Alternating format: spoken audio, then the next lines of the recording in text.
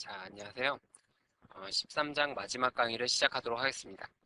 자, 우리가 지금까지 알아본 내용을 정리해보면, 자, 우리가 2절에서는 웹 서비스를 우리가 만들기 위해서 인터페이스 파일과 구형 클래스 파일을 작성해서 컴파일 시켜서 클래스 파일을 얻은 후에 WSDL 파일과 매핑 파일을 작성하는 방법에 대해서 알아봤어요. 자, 그 다음 3절에서는 우리가 2절에서 작성한 파일들을 가지고 디플로이 툴을 이용해서 와르 파일로 패키징하고 배포하는 방법을 알아봤습니다. 자, 근데 우리가 이번 4절에서 우리가 알아볼 내용은 뭐냐면, 자, 3절에선 디플로이 툴을 이용해서 자동으로 와르 패키징하고 배포하는 과정을 알아봤는데, 4절에서는 디플로이 툴을 이용하지 않고 2절에서 만든 내용들을 가지고 2절에서 만든 클래스 파일이나 매핑 파일, WSDL 파일을 가지고 커맨드 라인에서 수동으로 와르 파일을 만들고 배포하는 과정에 대해서 한번 알아보도록 하겠습니다. 물론 자동으로 하는 것과 커맨드 라인을 통해서 하는 게 똑같은 결과를 얻을 수 있어요. 어떤 게 여러분들 손에 있느냐, 편하냐에 따라서 여러분들이 디플로이 툴을 이용하거나 혹은 커맨드 라인을 통해서 수동으로 하거나를 선택하시면 되는데, 지금은 이제 여러분들이 배우는 입장이고 하니까 두 가지 방법을 모두 가르쳐 드리는 의미에서 커맨드 라인을 통해서 수동으로 패키징하고 배포하는 과정을 설명드리도록 하겠습니다. 자, 우선 우리가 지금까지 했던 과정들을 한번 정리해 볼게요. 인터페이스 파일 작성했죠? 구형 클래스 파일 작성했어요. 자, 그 다음에 인터페이스 파일과 구형 클래스 파일을 컴파일해서 클래스 파일을 얻었습니다. 자, 그 다음에 WSDL 파일과 매핑 파일을 생성을 했죠. 그리고 우리가 3절에서는 디플로이 툴을 이용해서 와르 파일로 패키징하고 배포하는 과정에 대해서 알아봤어요. 자, 이번 절에서는 디플로이 툴을 이용하지 않고 이와 같은 과정을 거쳐서 수동으로 와르 파일로 패키징하고 배포하는 과정에 대해서 알아보도록 하겠습니다.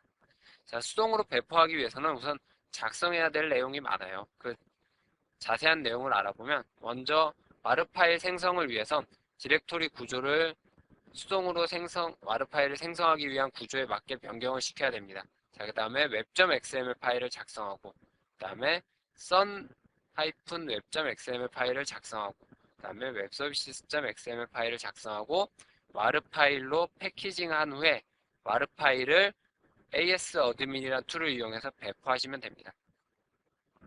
과정 자체가 좀 복잡하죠. 어쨌든 이 과정을 우리가 하나씩 거치면서 한번 천천히 해보도록 하겠습니다.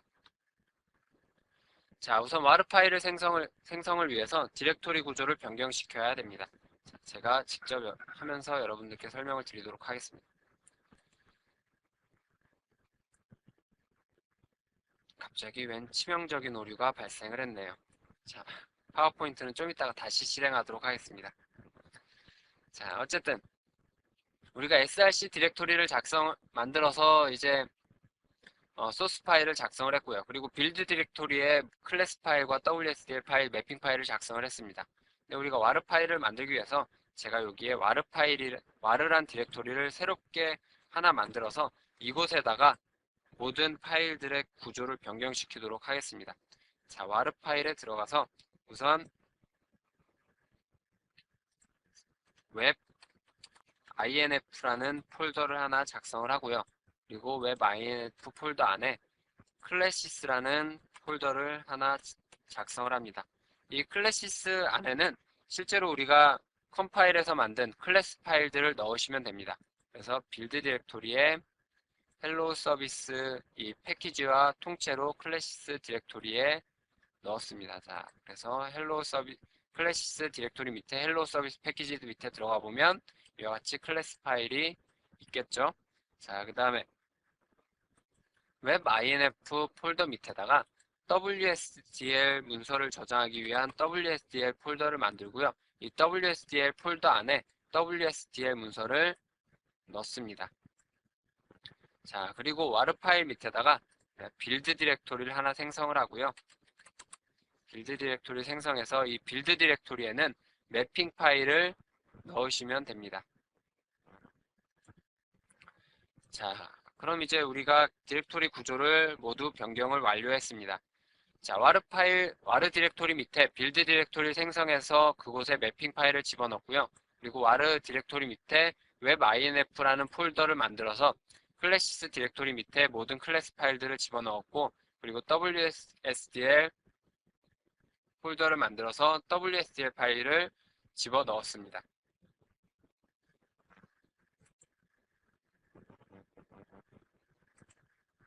자, 우선 파워포인트를 다시 로딩하도록 하겠습니다.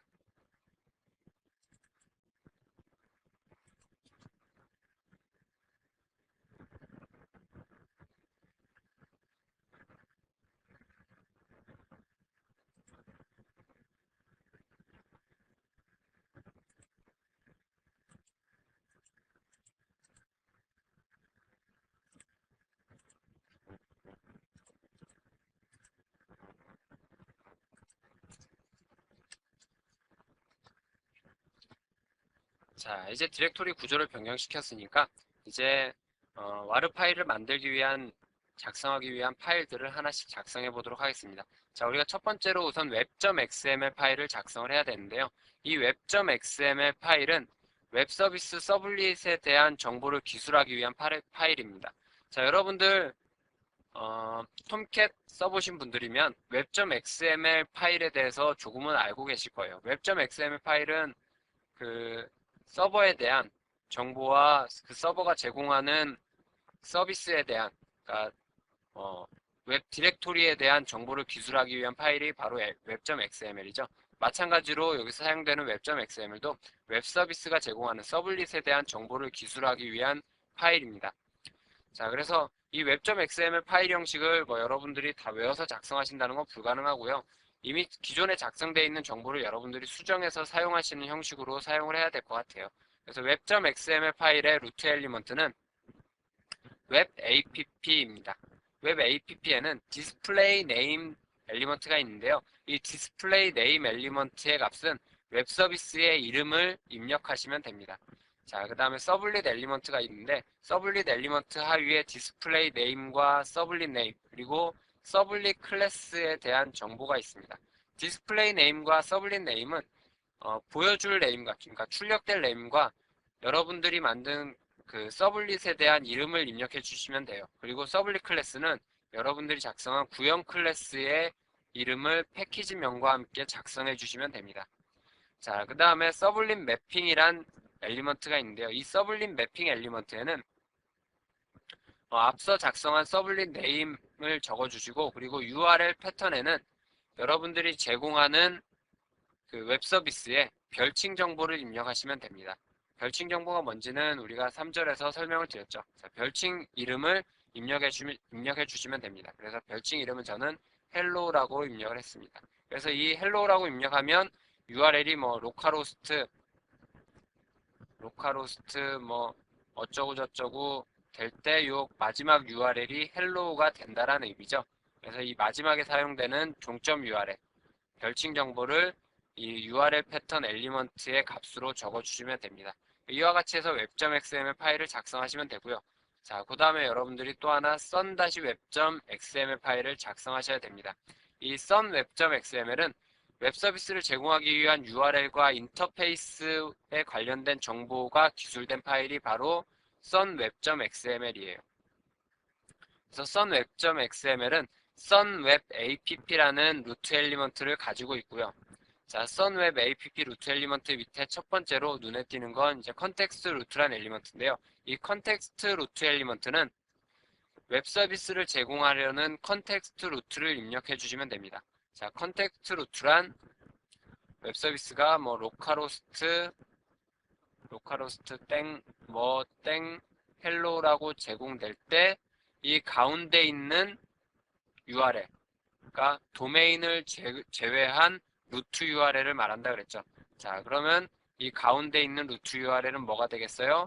hello jax rpc가 되겠죠. 자, 그래서 그럼 전체적인 그 웹 서비스를 제공하기 위한 URL이 벌써 나왔죠. 자, 전체적인 URL은 뭐예요? 로컬호스트 밑에 hello